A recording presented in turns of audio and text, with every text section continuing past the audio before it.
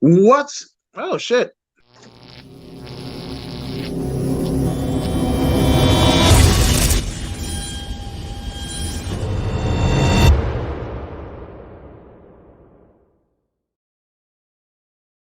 What's good, party people? This is According to Woods, and almost forgot how to do this thing.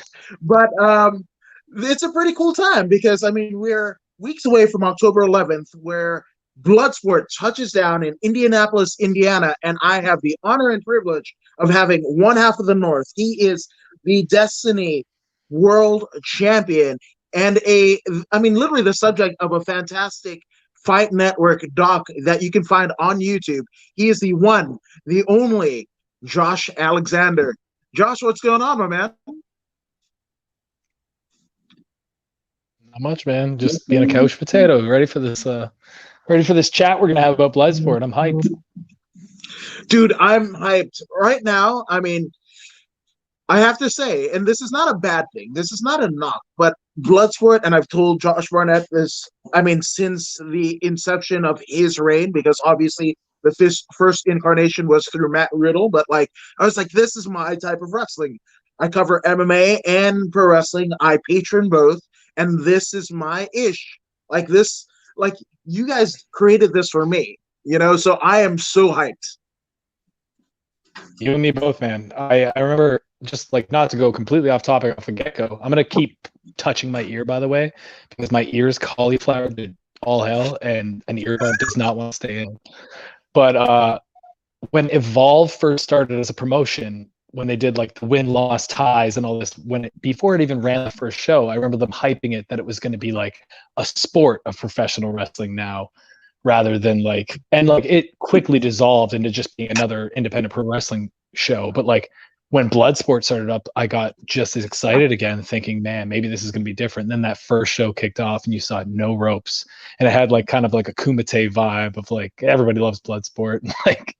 You know what I mean? And just, it kicked off properly, obviously. And I wanted to be on the first show they had. I wanted to be on the second show they had, the third show. And then this year, Mania weekend, I remember I tweeted at Josh Barnett, hey, can I be an alternate, since I'm not in with any of those guys? And he tweeted me back, yeah, sure. And I was just like, oh, maybe there's a chance. And then here we go, October 11th, man. It's coming up fast. I get my shot at Bloodsport. Oh man, I love it. And to see you specifically in that environment, obviously through your exploits at Destiny, Impact Wrestling, and you've been tearing it up the last couple of years. The last decade, really. So it's cool to see you in that environment and how you respond. But I love it too, because people who patron all things like MMA and what have you, it's not too unfamiliar. Anybody that's rolled in jiu-jitsu, who's basically wrestled on the mats, probably the reason why you have cauliflower ears. It's kind of the same deal. It's like you roll in the mats, you catch and release. But in this particular instance, it's not catch and release. No, this is knockout or submission. There's no pins. Get that out of here. We're not doing that. We're doing KO and submissions, not even decisions, because MMA at least has decisions to kind of save your tail. But no. The War Master said no, knockouts and submission only, and that makes it all the more exciting. It's that Kumite vibe I was talking about, right? There must be a finish. Yeah, man, it's Mortal Kombat for pro wrestling. It's there's no other way to describe it to me. No, 100%. And Charles, the Professor Wilton, says, hey guys, what's up, Charles? Charles? He is a wheelchair athlete, actually from Canada. Really? And he will be competing in a wheelchair boxing event, pro boxing event. I think it's going to be before the end of the year. So I'll have Charles on, but it's kind of cool. A convergence. I've never heard of that. Athletes. That's awesome. Yeah, Best man. of luck. Absolutely, dude. That's gotta. We were talking about the Kumite vibe and the Mortal Kombat and whatever, but dudes oh, we're in wheelchairs. We're gonna fight. That's just what we're gonna do. Why not? Why not?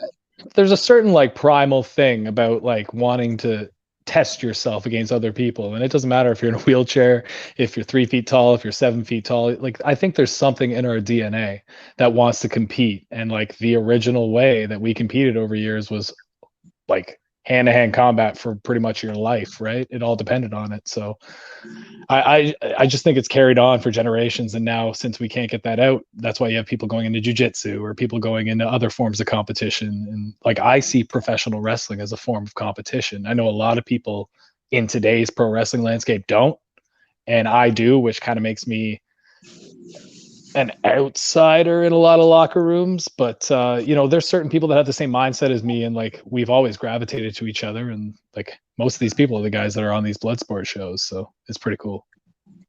No, it is. And I mean, you would, if I had a hypothetical locker room, you would never be, kind of on the outs, because I mean, that's stuff that we could talk about for days. And I think it's absolutely funny, especially in today's kind of day and age, right? Where pro wrestling fans may not be kind to MMA, and MMA fans might not be kind to pro wrestling. But talk to MMA fighters, they love pro wrestling. You talk to pro wrestlers, they love MMA. And it's the weirdest thing, And I think I wouldn't have gotten to this kind of aspect of my career if not being able to kind of float in between them both.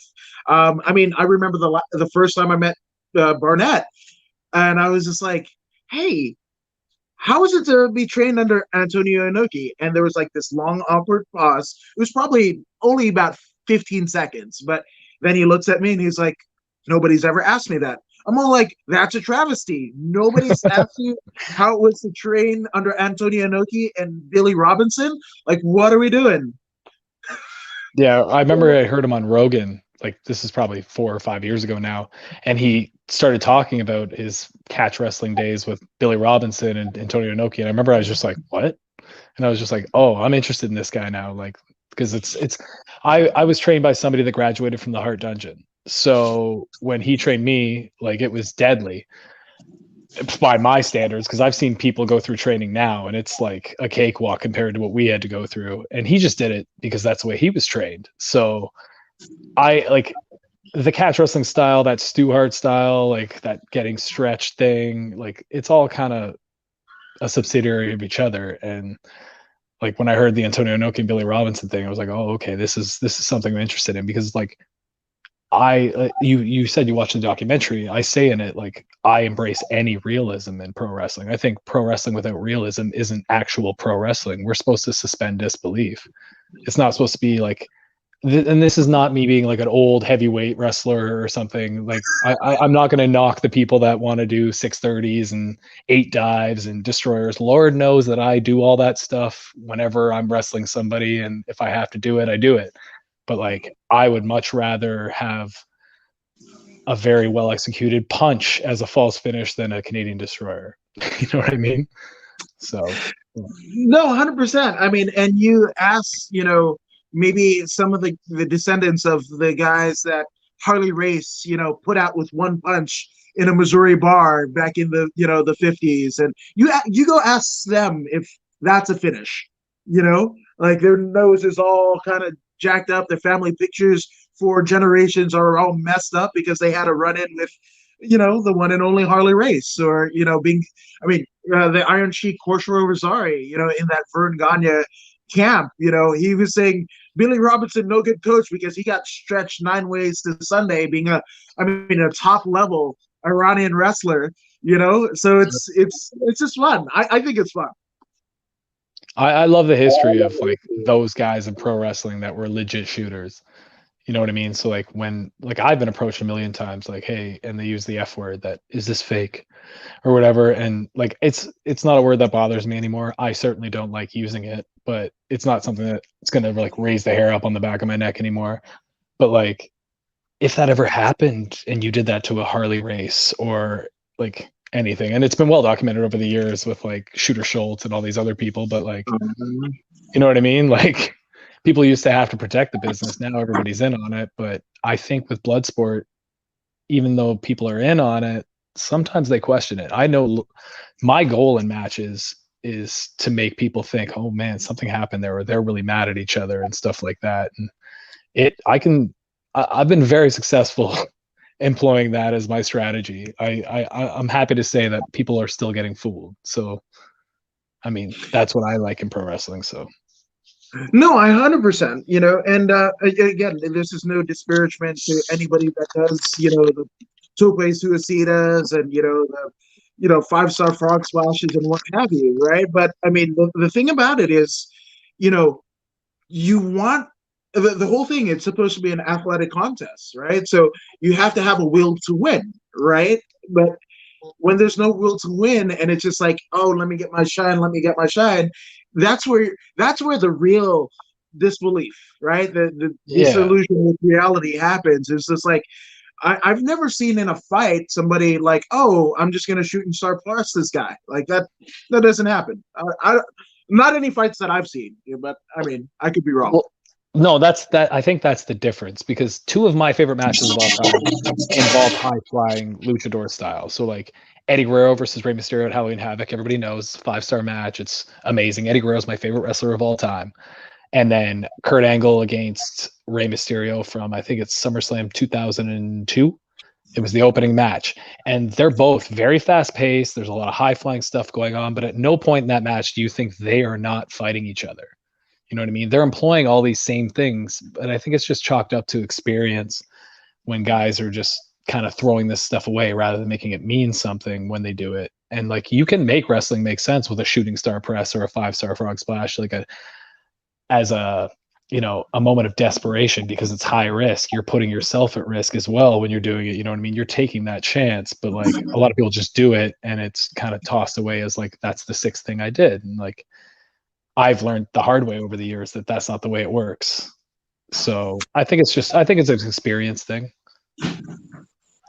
No, I agree. I agree. And everybody, and that's the cool thing. And we hear it all the time, especially in regards to MMA, where styles make fights, and makes things a little bit more interesting. And so too it to professional wrestling, And I think one of the things, and I might give it away, but I would love for this to be in the lithosphere of pro wrestling again, but like everybody wants to do like the planches and what have you, but like Vern Gagne's drop kick.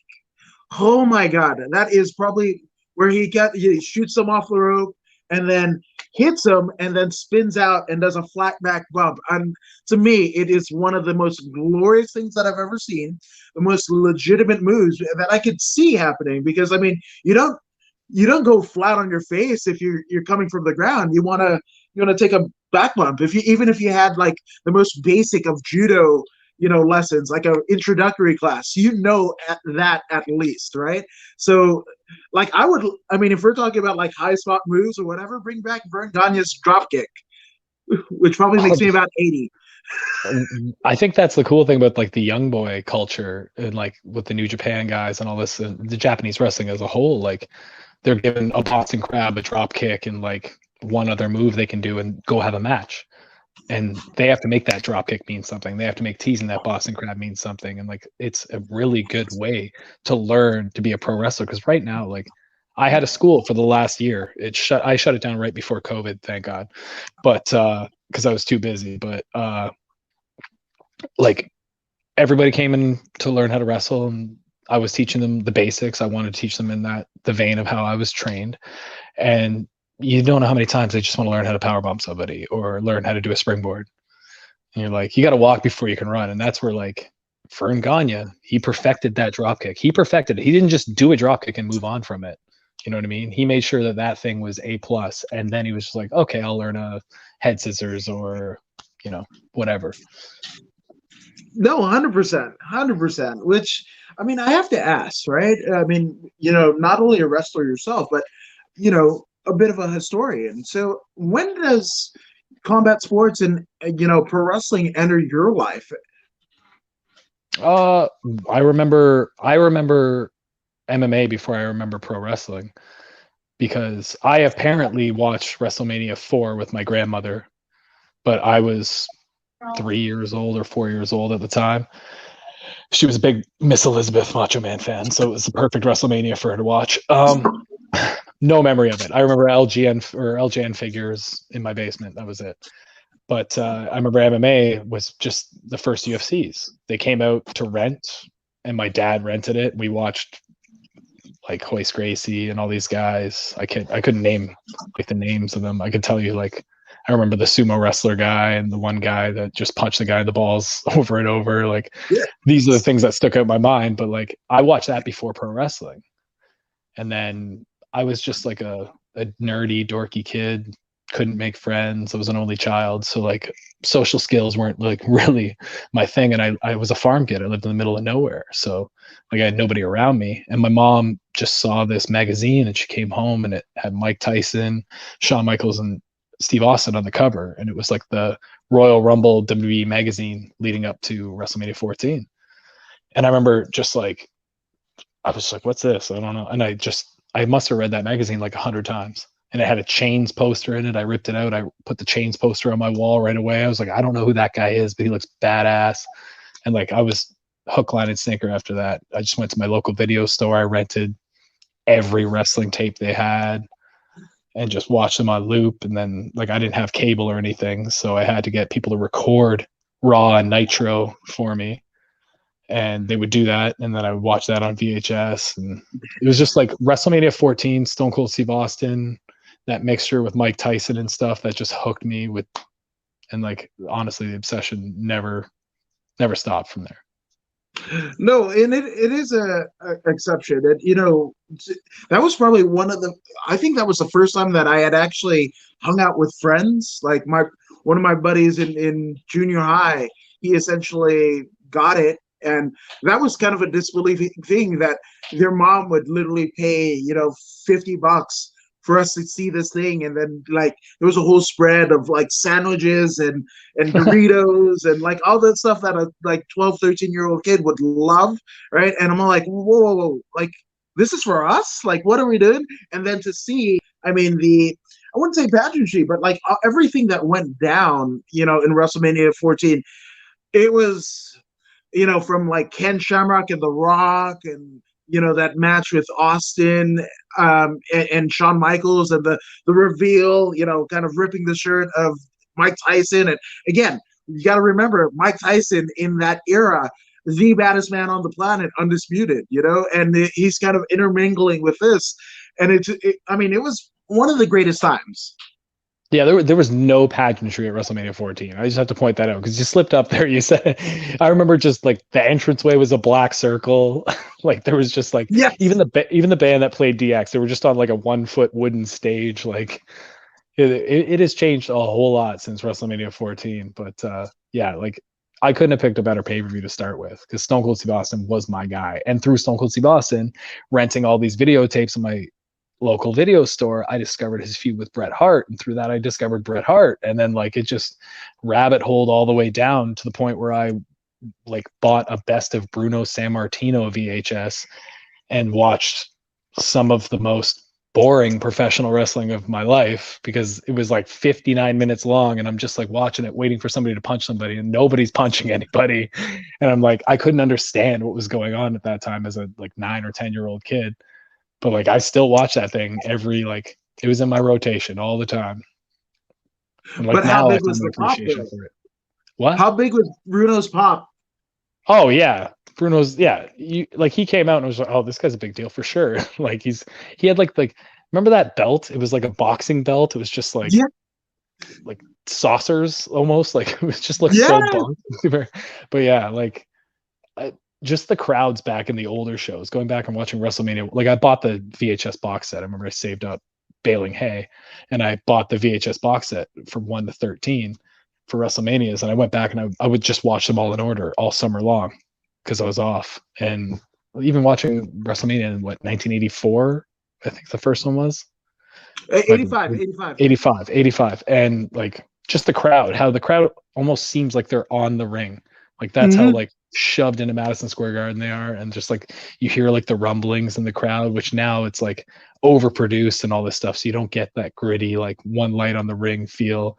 But I loved it, man. Like the obsession has never wavered. No, and I'm there too. I'm absolutely there too. But you made a different kind of course, in your life versus me, where you decided, hey, I'm going to pick up the sport. I'm going to learn how to become a professional wrestler. So, at what point did that happen? It was all I'm not going to say mistake, it was an accident for sure. But I went to university and I was a 300-pound kid in grade 12. I couldn't do a push-up.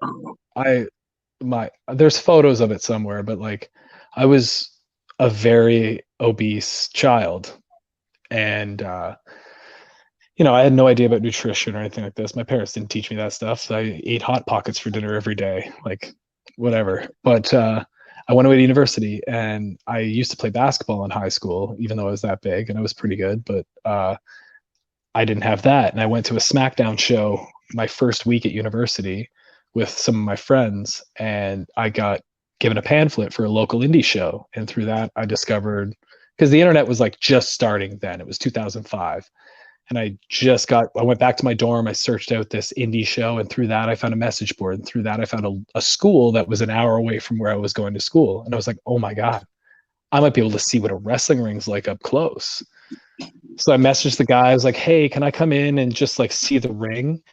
He was like, yeah, give me $50 and come see the ring. And like, I just drove up that Saturday and I just wanted to touch the ropes and see what like a ring felt like and just like hit my hand on the mat or whatever. And I remember I touched the ropes. He's like, get in. I'm like, okay. And he's like, fall on your back. And I was like, okay. And I fell on my back, smoked my head. And I was like, Tweety birds flying around. And he's like, tuck your chin next time. I did it. Boom. And he goes, wow, that was perfect. That was a perfect bump. And I was just like, well, I've backyard wrestled with my friends for like 5 years. So like, okay. All I had to do was tuck my chin. And then he was like, can you do a somersault? And I was like, I mean, yeah, sure. And I did a somersault flip bump, and he was like, wow, perfect, first try. And I was like, in that moment, like a fat kid with no self-esteem that's all alone at university, who loves pro wrestling but never thought possible that he could do it, was there in a line with all these other kids that like probably had no business being training for professional wrestling, because like they accepted 12-year-olds at this school, everything. And I was just like, hey, if I did that perfect, like maybe I can do this for fun at least, you know what I mean? And like I never had an intention of like, I never saw myself as a professional wrestler or being able to do this. Like I knew there was a long road ahead of me to be like, Randy Orton's on my TV and he's 2 years older than me. You know what I mean? Like I'm not that guy. And yeah, that's where it started. I just wanted to touch the ropes, and the guy, just car salesman of a shitty wrestling school guy, just hooked me in, and I spent thousands upon thousands of dollars learning the craft since then. But yeah. Wow. So, I mean, how extensive did that kind of first iteration of you training under that gentleman? How long did that last?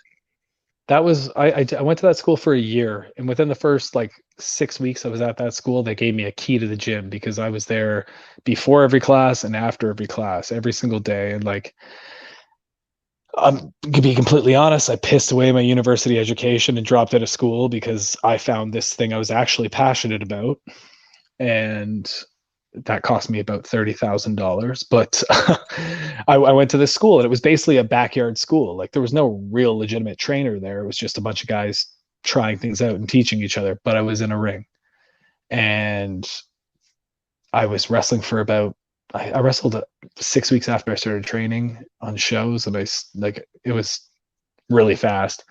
And I remember 9 months after that, Johnny Devine, who's trained in the Hard Dungeon, he got sick and tired of seeing kids that were trained in this school, like going on shows and making wrestling look like a mockery, because in Ontario, we were drawing a lot of fans to shows. And like anytime other kids from this school would go on a show, like it was obviously something that people would just go buy popcorn for, because it wasn't good. You know what I mean? So he said, I'm opening up a wrestling school. Tryouts are Tuesday. And I went to this, it was a boxing gym and a boxing ring. So if you know the difference between a pro wrestling ring and a boxing ring, there's no give in a boxing ring. There's hardly any padding, and the ropes aren't ropes. So you're not running the ring.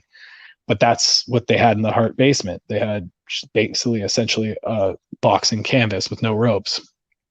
And we did the tryout, and I made the cut. He only accepted 4 students, and within a year, he completely retrained me, and that was the history of me becoming a professional wrestler. I've done seminars, I've learned under other people on the go since then, but I credit Johnny Devine with molding me into what I've become now. So Well, you know what? I love that because Johnny Devine, obviously a member of Team Canada, right, in the early, yeah, kind of establishment of, Impact Wrestling. And I mean, you yourself are a former Impact Wrestling Tag Team Champion with all Ethan Page. So I think you can't write that stuff. It's yeah, just, I love it. yeah, he was X Division champion when he started his school. So I remember, and like I was a huge TNA fan. From the first show they had on a Wednesday night. By then, I had an illegal satellite dish at my parents' house, so you can go arrest my stepfather if you want. But my friends would come over, we wrestle on my trampoline and watch those every Wednesday night. And like just discovering, like I remember the first match was the Flying Elvises against Low Key, Jerry Lynn, and AJ Styles, and I just remember seeing Low Key and being like, I need to find out who this guy is and where there's more of him. And through that, I found Ring of Honor, which is where I found Bryan Danielson and Mhm. Samoa Joe and all these guys that brought like a different style to professional wrestling than even like the Eddie Guerreros and the Chris Benoits and all these guys that were looked at as the best professional wrestlers. Like these guys were adding the MMA style to it, especially like Low Key and Samoa Joe. So like Mhm. that's what blew my mind. I was like, oh, there's different ways you can do this. And through that, I found Japanese wrestling. And then I found a wormhole there that took me 10 years to catch up on. And like, there's so much pro wrestling that is amazing.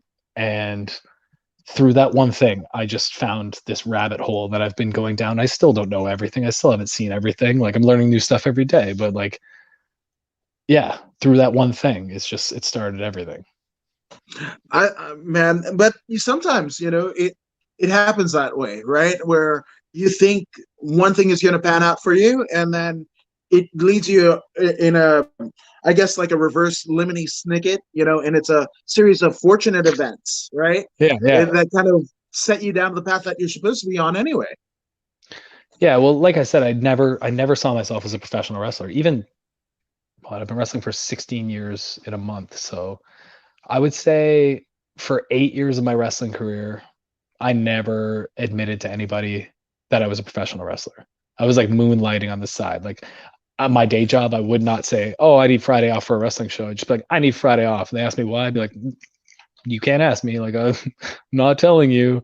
Like I just if I didn't look like a professional wrestler and I didn't feel like a professional wrestler, even though I was very talented from the get go, like well, and like that's not me tooting my own horn. Like I won like all these awards for like the wrestling community in my province, and like everybody kind of regarded me as like the hot up and comer from like the get go. And I was very blessed to be booked against better and better talent because of that, and that helped me learn much faster than other people. Like those opportunities, getting to wrestle guys like El Generico or whoever else that travels the world and wrestles the best, gives me the experience. So like I was very fortunate in that aspect. But like I would say almost for 10 years of my career, I never was comfortable because I didn't think myself to be a professional wrestler, which is, I don't know if that's strange or insecure, but like it's true.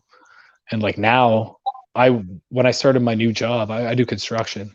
I started this place last year. I remember on my first day, somebody looked at me and was like, "Are you like a fighter? Are you like a wrestler or something?" And I'm like, "What? Why?" They're just like, "You just look like one."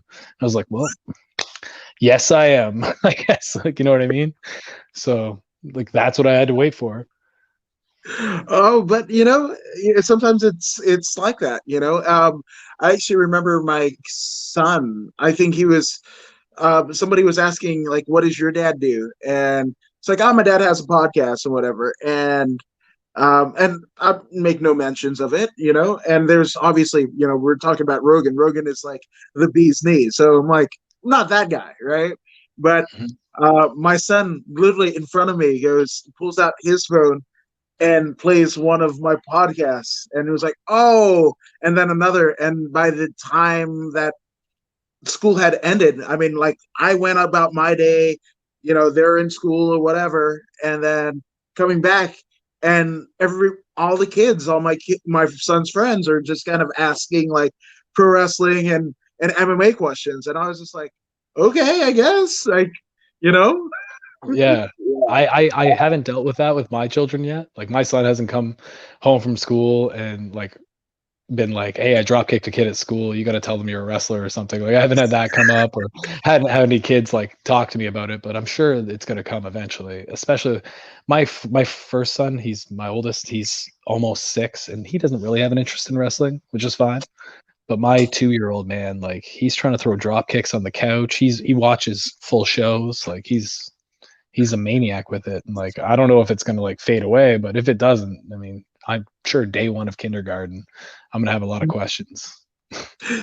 Yeah, there's always one, right? There's always one. Yeah. Or the teacher, you know what I mean? But Yeah, no, 100%. Now, I mean, so when you were training with the Divine, right? Like, what? I mean, the physical location, was that at the Heart House where you guys were training and taking bumps? no, no, he trained at the Heart Dungeon. It was after like Stu was the trainer and stuff. It was like more Smith and all those guys, I think, but the brothers. But I think it was around the same time as TJ and Harry Smith. Maybe I think he's a little bit older, so he's probably before that crop, but he was still there when they started training because I know he's very familiar with the both of them. But that was in Calgary. I only lived in Calgary for a year, and that was much later on in my career. No, it was at a boxing gym across the street from his house. It was just a very popular boxing gym, and I remember our class started an hour before the boxing gym would close. It was later in the evening, and for the first hour we were there, it was all chain wrestling, but more of like a shoot style, like catch wrestling style. And his goal was, he would tell us, he's just like, you two in, and we would go for 20, 30 minutes at a time, which is extremely tiring.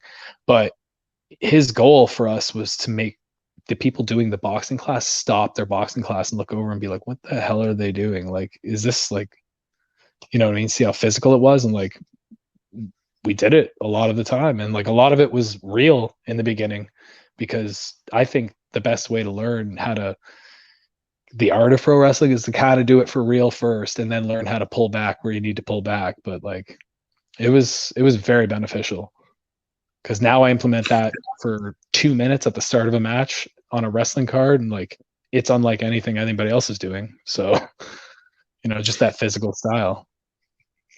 No, 100%. And I mean, what the worker? Like that's old school, shooter AF, man. Because it's like we gotta outwork the boxers. Like, who does that? Johnny Devine, obviously, and I mean, in terms of like the hierarchy in the gym, and in terms of who is, basically stepping in that hollowed canvas of the ring. I mean, you guys were more legit than the boxers, so why not? Yeah, no, and like I remember we did the tryout, which was an insane amount of Hindu squats and an insane amount of push-ups and all this stuff. And like I was not in any way, shape, or form able to do any of it, but I did not stop because uh, he would like to say because I was tough, but it was because I was terrified of him, because he's a very imposing individual and has a very bad temper, which is noted in his career. I'm not exposing anything, but I remember we rolled around. We did some like little chain wrestling to see how I did, and at the end of it, he kicked me in the face, and it hit me here, and my jaw clicked, and I went, not going to chew food for a while. And I remember it hurt so bad, and I just stared at him like it didn't phase me, because I was so afraid of him. But he thought it was because I was just tough as shit, and he was like, okay, you make the cut. like and like honestly, I never had a father figure in my life. I never had a strong male role model, which led to me having a lot of issues as an adolescent child. And Johnny Devine is somebody I credit for being the guy that taught me how to be like, I don't want to say like how to be a man, but how to be like a responsible adult. You know what I mean? Pro wrestling saved my life in that way. Like I had to get a job so I could do this pro wrestling thing. Like I needed gas in my car so I could go to that show. Like it was my only motivation. Before that, like I was just like, I'll just live in my car and like scrounge together change for like McDonald's if I need to. Like I had no motivation to do anything until I found pro wrestling. So Oh my gosh, I love it. I absolutely love it. And I mean, in combat sports, that's the kind of weirdness that it gets from the, like, I guess the pop culture lexicon that aren't involved in our community, where they're like, oh, how can that be? You guys are punching each other in the face, slamming each other down, blah blah blah, whatever, whatever. But combat sports has saved a lot of our lives. Like, I often see, whether it be a professional wrestling match or a jiu-jitsu competition, MMA contest, Muay Thai, boxing, what have you, and I go, especially after like a barn burner, like, what were they? I mean, if not for this, what would they be doing? yeah, Like, what? there's a ton of people that like former addicts that took up jujitsu and like now they're addicted to jujitsu, or like I know a lot of people in my like in I'm a frequent gym goer. I love going to the gym, and like there's a lot of people in the gym that are addicted to the gym, and like if they weren't, they'd be doing something else probably that they would be addicted to. Like there's just this like I think it goes down to that same primal thing I was talking about, your primal thing to compete. Like you need something to sink your teeth into and obsess over, and if you can't find that thing that you get any validation, like you're gonna use that energy elsewhere, and like that's where like some people get in trouble and go to jail because they fight somebody at a bar, or like they're using that energy in the wrong place. No, I agree. I agree 100%. And I mean, I'm a forever white belt in jiu-jitsu, but I mean, there there have been times, where you get stretched, I mean, in 6 minute increments for 2 hours, you're basically, coming close to death, getting closer to your maker than you're probably more comfortable with in any other aspect of life, right? And then somebody might cut you off, heading home, or whatever, or on your way to work, and you're just like, whatever, because again, I've survived this hellacious beating. Like, okay, go ahead, you're going to get to the same light 30 seconds ahead of me, good job, woohoo, there you go. Yeah. It burns that energy off, man. Absolutely. Now, in terms of, I mean, memories and moments, right? Steve Tatum wants to know, what has been your best match that you worked? These are very tough questions. um and it like the problem with me is like a lot of people in professional wrestling, I am a perfectionist, and anytime I watch anything back, I'm going to find things I hate, and like I'm very self-conscious about myself and my abilities, so like I'll pick myself apart and just hate myself by the time I watch anything. But just a couple off the top of my head, I wrestled Lee Moriarty at Black Label Pro in August. It's available on Smart Mark and Independent Wrestling TV, and it was 12 minutes of very physical. Like at that point, like I was down for COVID, I was only wrestling at Impact, and at Impact it's like no crowd, there's nothing there. I was Yeah. lucky enough to have 30 people in the crowd at Black Label, and I was just itching to like get that feeling back. And like it was a very physical matchup. Lee Moriarty is going to be a very very very successful professional wrestler in a couple of years, and it just like they say, like lightning strikes, and like I think that match, it's definitely stole the show, and I don't think anybody expected it to. And it was just like it was the perfect kind of match for me. It was very physical, very technical, and I would highlight that one as a recent one. I like it. I like it, and especially as physical as it was, and in terms of physicality, I think we've kind of gotten away from, like, oh, people expecting physicality out of pro wrestling events or indie pro wrestling events, and to bring that back, that's it's like you guys were Justin Timberlake, you guys were bringing sexy back. Yeah.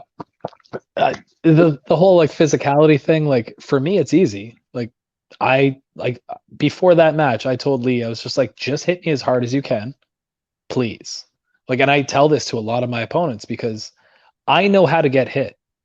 So like if you're gonna hit me, like I just over time and experience, like I can pull my head if I need to, I can lean into something and make sure it doesn't hurt me. Like I've just found that's much easier than, because I work such a style, and I'm like 6'2", 230 pounds. So when I hit this guy that's 180 pounds and I'm gonna hit him, like people are gonna be like, oh shit, that guy's like running through him. And if he doesn't hit me back, the whole match is lost.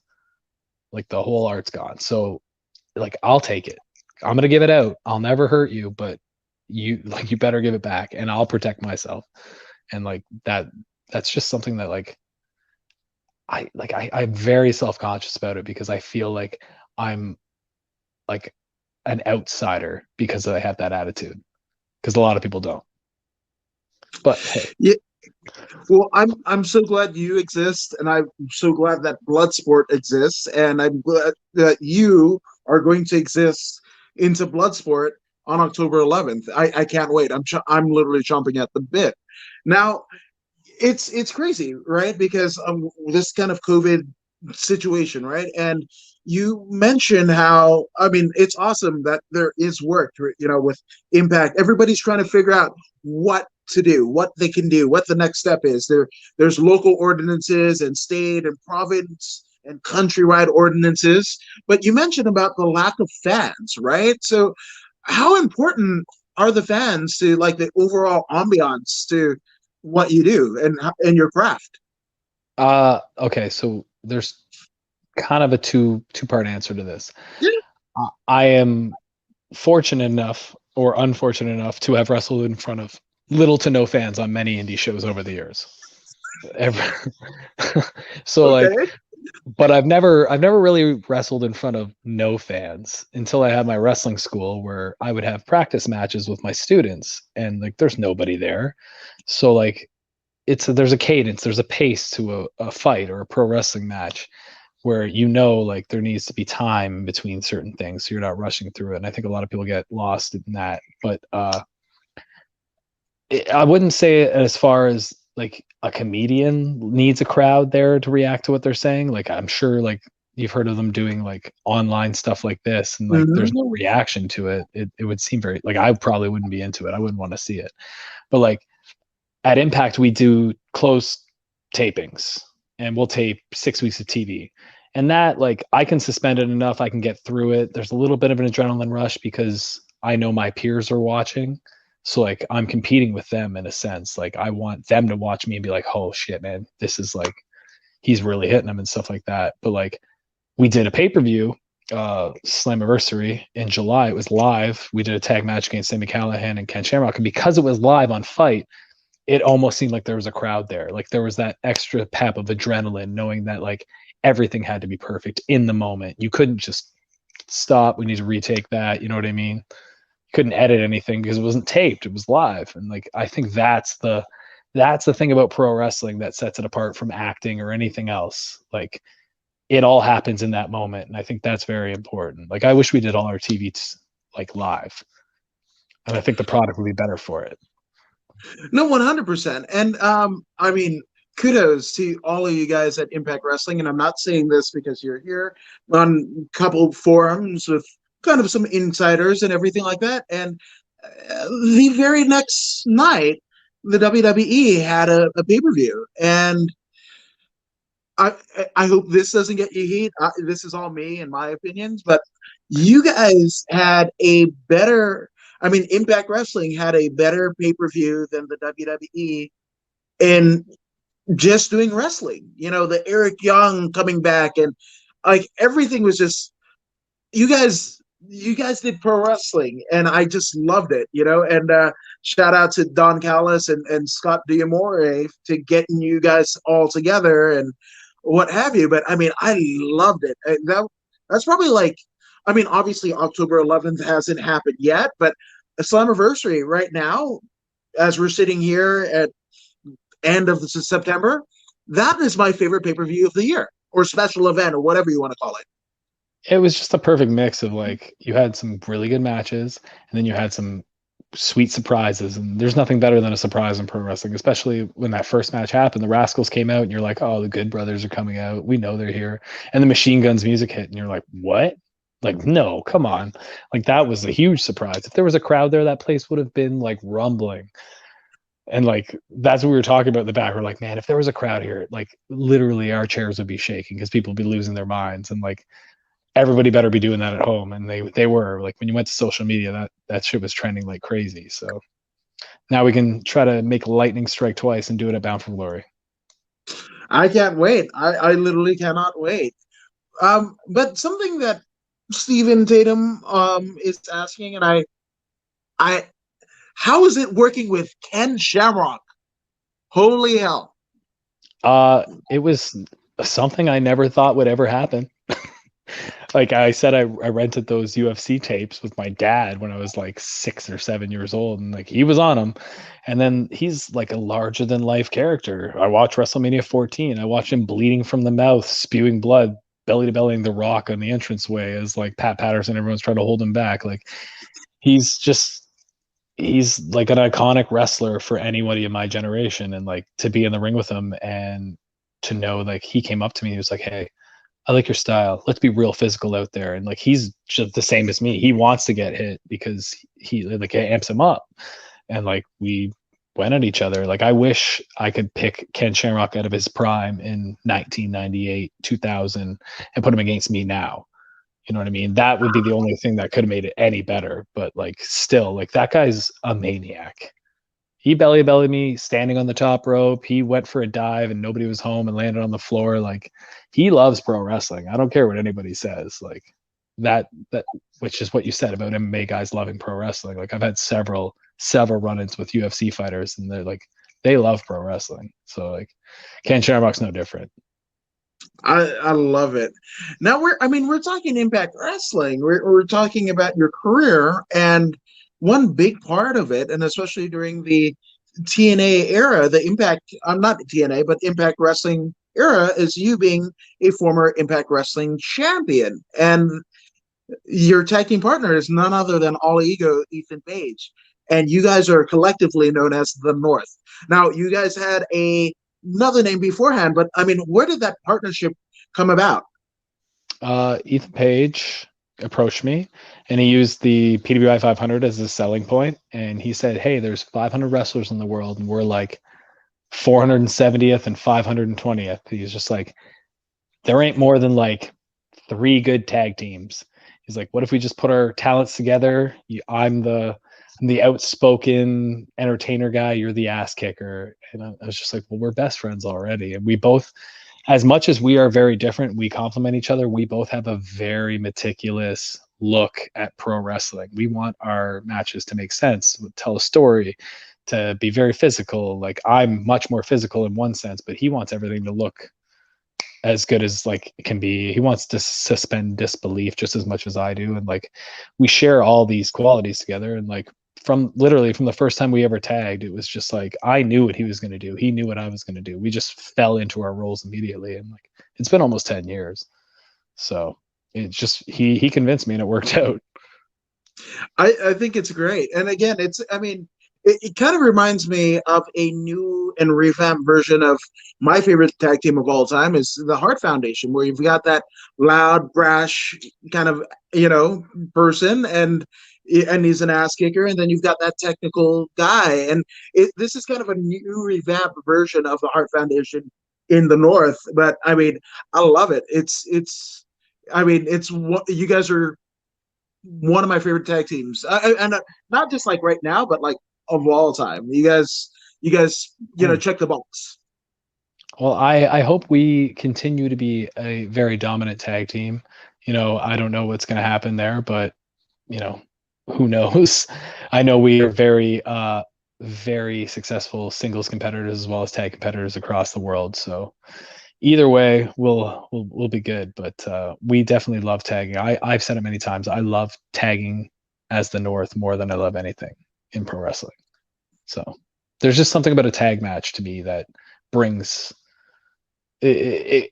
If a tag match isn't the best match on the show, you did something wrong if you were in that tag match, because you have so many more tools in your toolbox that you could use to like draw in the crowd.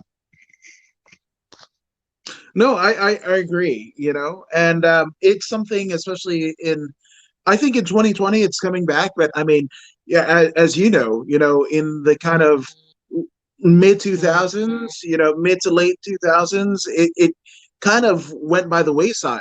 And, I was probably one of the most displeased of that happening. But I'm glad that it's kind of ramped up again. You're seeing more and more of it. I hear it all the time. Like before COVID, fans were approaching us and they were being like, "Man, you guys are bringing it back." Like you, the Revival or FTR, like Kyle O'Reilly and Bobby Fish. Like there's certain tag teams that respect the rules of a tag team match and exploit them and make them like that much better. And Mustache Mountain as well. Like there's these Yeah. guys that just they value tag team wrestling and they try to exploit everything they can in that match rather than just be two singles wrestlers that are just tagging together, which is a lot of tag teams, unfortunately. Yeah, I don't know. I never understood that deal, but yeah, well, It's but just so it comes down to being unselfish. Like some people are more they think they're going to be a star because they need to get their things in or be showcased in a certain way. And if you watch Ethan Page and myself in any of our tag matches, we hardly hit any singles moves ever. Like everything is a tandem offense. Everything involves us working together or like making mistakes or you know what I mean? But it's always together. We're always trying to have the illusion of it's 2-on-1 and 2-on-2. You know what I mean? no, 100%. But I mean, October 11th, Mm-hmm. you're not gonna I'm have all Ethan alone. Page. I'm all You're alone. gonna be all alone. No Yeah. tag team partner, no tag rope, no ropes at all, right? And the person that's going to be standing opposite the sword circle from you is one Davy Boy Smith Jr., Harry Smith, and somebody who's synonymous for the early part of your career, training with Divine at the dungeon. You know, that's got to be crazy, right? It kind of that's so reciprocal. Yeah, and like I when I saw all the names announced, when like I was the first one announced, which was crazy, and then more and more came out, and I saw Harry Smith, and I was like, I could really see them putting us against each other and doing this, like because I remember I messaged Barnett, and I was just like to try to sell him on me even having an option in this. I was like, I was trained by somebody that graduated from the Heart Dungeon. He kind of trained me in that vein, and like I love the style, and I mean, maybe he listened to that and used that when it's like Harry Smith versus Josh Alexander. This could be something. I was like, not too hyped that I got put in against the literal biggest competitor in all of Bloodsport, but like for my first go, but like I'm not gonna back down from a fight. Like I never have and I never will. So I am more than a little bit excited to test myself against Harry Smith at Bloodsport. Yeah, that's and especially, I mean, stylistically, you guys might be at least physically different, but I mean, you guys kind of have the same ideology when it comes to match, like that kind of smash mouth style, right? That strong style, that we know it now, right? And so I'm kind of this one. This one sells I mean, I've already bought it or whatever, so you guys already have the money. But like, this one kind of stands out to me because it's just like, I mean, too hard. You don't hear hard hitting and Canadian you know, kind of brought up unless you're kind of talking about hockey, So the fact Yeah. that you guys are going to bring it to MMA and that mentality, you guys are usually the more kind of carefree bunch in terms of the North American consensus, right? And you guys are probably two of the biggest badasses in the card. Yeah, and I've like made it part of my career for the last like 5 or 6 years, especially to showcase Canadian wrestling because I think there's a lot of very good talent up here, but we don't have eyes on us like they do in America for the indie scene. So like being able to showcase two Canadians on one of the biggest independent shows that's going to happen all year is like, you know what I mean? Yeah, no, 100%. And again, I mean, it's not that you're just facing Harry Smith, or Davy Boy Smith Jr. Again, Davy Boy Smith Jr. That is junior to the one and only British Bulldog, right? This is Stu Hart's grandson. This is, I mean, the cousin of Natty, the nephew of Brett Owen, and a litany of others. Smith, right? Everybody Yeah. in the Hart family. So, I mean, it in terms of when that bell rings, I mean, is that going to come into play, or all of that goes by the wayside once you step into the ring with Josh Alexander? I not at all. It will not affect me. It will more than anything. It would excite me. because I have made it a thing in my career to test everybody I'm in the ring with, and I don't care if that was Samoa Joe, 6 years ago when I got to step in the ring with him, or anybody. I treat everybody I'm in the ring with the exact same, and I'm gonna live or I'm gonna die by that. And we're gonna find out on October 11th when I treat Harry Smith, Davey Boy Smith Jr. the exact same as I've treated everybody else. And like, I'm gonna go straight at him. I'm not gonna back down. And win, lose, definitely not gonna have a draw. So we'll figure it out. Yeah, damn right. And one way you're probably going to figure it out is with these things. So I absolutely cannot wait. Now, I mean, we so you trained at the dungeon, right? Did you ever encounter Stu? No, I never trained at the dungeon. His Yeah, school was not at the dungeon. okay, My but I mean, trainer trained at the dungeon. Sorry. okay, but you Yeah. never had any encounters with Stu, right? No, I did not. I Well, I see I that your wish. limbs are still, yeah, your limbs are still intact, which I mean, most people, when they speak of Stu Hart in a meeting, usually they have like a gimp in their walk, or they kind of slunch a little bit and whatever. So I was like, I mean, if that had happened, you look impeccable for somebody that had a run in with Stu. No, my trainer would just take me down and put me in the sugar hold and all these other fancy methods that Stu used to use to torture people. If you remember the Wrestling with Shadows tape, Yes. the bald guy that was like, "I'll show you a move or two, Yeah. sir." That guy that got stretched and squealed like a little girl. He is a independent wrestler in Quebec. I've met him several times since, and that same hold he got put in, I got put in several times with my trainer. The veins impacting in the forehead, that thing, yeah, that's real. Oh, those sugar holds, man. And that's, Mhm. that's one of the reasons why I think like jujitsu has kind of taken a hold of North America and the world versus catch wrestling. And I'm not to say that not a fan of jujitsu, because I absolutely am, but like I want catch wrestling and I want it everywhere. But that's one of the reasons why I think it's Brazilian jiu-jitsu is a little bit more palatable. Slap hands, you go for 6 minutes, blah blah blah, and you split a bowl of acai. Like that's it. You Yeah. don't get that with you don't get that with catch at all.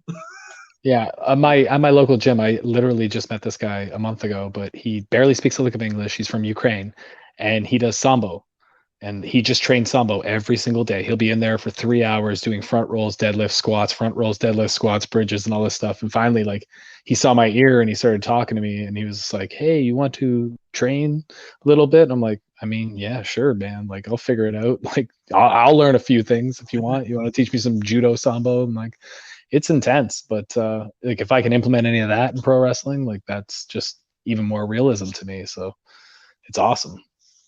I love it. Now, one last push. I mean, October 11th is rapidly approaching, right? What are the fans tuning into Bloodsport going to see out of the Walking Weapon, Josh Alexander? Oh, my guess is you're probably going to see me bleed from the nose, mouth, ears, or my head. I bleed far too much. I have far too much scar tissue from several battles over the last 16 years, because every time I step foot in the ring, it's a war. And I would accept nothing less. If my opponent does not give me that, I'm going to punish him. So every single time, that's what I want, because I want to feel like I earned it if I won, and I want to feel like I gave everything I had if I lost. And that's exactly what's going to happen at Bloodsport, because if Harry Smith or Davey Boy Smith Jr. is going to beat me, he's going to beat me, and he's going to earn it to beat me. And if I beat him, man, that's just a feather in my cap, and I'm moving on to the next blood sport. Oh, I love it. I love it. And man, I really, really hope that the next Bloodsport comes to SoCal. I mean, one could only hope. One could only hope. They've all been East Coast, Midwest, and what have you. Hopefully, I'm you're crossing my T's and dotting my I's that we get a Bloodsport here, so I can see it in person. I'm just saying. I like warm weather, so I'm down.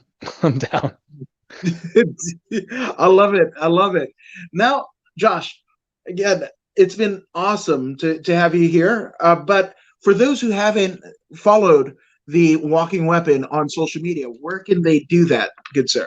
Instagram and Twitter, it's at walking_weapon.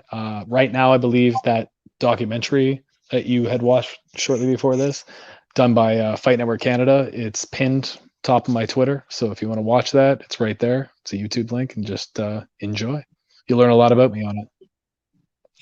Damn right, I did, but I almost feel like I knew the gist of it. But I mean, to have you say it, and and that match with Speedball Mike Bailey.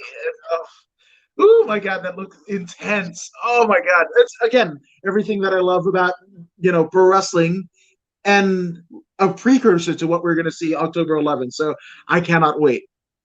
Me neither, man. Damn right. Well, thank you guys for joining us here at Accordion Woods. Josh, thank you for coming on. And if you guys have heard, This is Zeta Zhang. Make sure you subscribe to According to Woods YouTube.